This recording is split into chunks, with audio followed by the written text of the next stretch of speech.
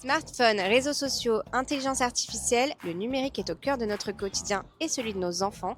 Alors comment les protéger face aux risques qu'ils présentent? À l'occasion du G7 présidé par la France, on allait demander aux Français ce qu'ils en pensent. Les fake news, tout ce qui est pas bon. Ah bah c'est le fait de croire tout ce qu'ils lisent. La solitude, la désinformation. Et ils sont facilement exposés à des contenus inappropriés. Une liberté d'expression en fait qui est peu contrôlée, j'ai l'impression. Les jeunes sont particulièrement vulnérables sur Internet. Ils peuvent donc être exposés à des contenus illégaux, inappropriés ou particulièrement violents, à des contenus de désinformation, des fake news, mais également à du cyberharcèlement. La France agit donc au niveau national et au niveau européen afin, par exemple, de sanctionner les auteurs de cyberharcèlement, mais également d'imposer des mesures pour responsabiliser les plateformes afin qu'elles protègent les mineurs de ces risques. Je crois qu'il y a comme une addiction, comme un manque. Beaucoup trop.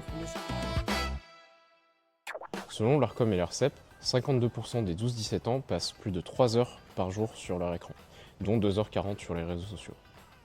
Des études et travaux scientifiques démontrent également le caractère addictif des réseaux sociaux, dont l'intérêt économique est que l'utilisateur passe le plus de temps possible connecté sur la plateforme.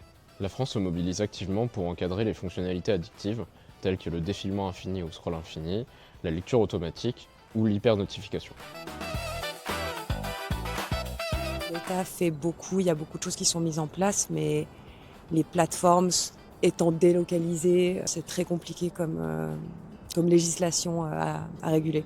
Ah bah, les plateformes, tout d'abord, parce que refuser de contrôler les sources en disant que c'est pas leur responsabilité, qu'ils sont juste un support de diffusion, c'est un peu facile. Les parents sont responsables, ce sont eux qui accordent. On n'est pas responsable de tout, l'État. Les pouvoirs publics sont engagés depuis plusieurs années pour responsabiliser les plateformes en matière de protection des mineurs.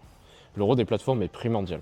Les plateformes doivent mettre en place des mesures de modération, d'atténuation des risques et de protection sur leurs services. Il est également important que les plateformes permettent aux parents de protéger leurs enfants en leur proposant par exemple des outils faciles à mettre en place et adaptés. La protection des mineurs est l'affaire de tous.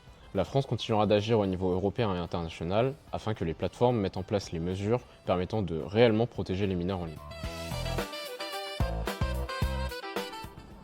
Oui, je pense que c'est une responsabilité de tous les pays européens. Les réseaux sociaux ne sont plus uniquement territoriaux. La frontière s'efface entre les différents pays. Donc effectivement, c'est des thématiques qui doivent être vues à l'international, à minima au niveau européen certainement.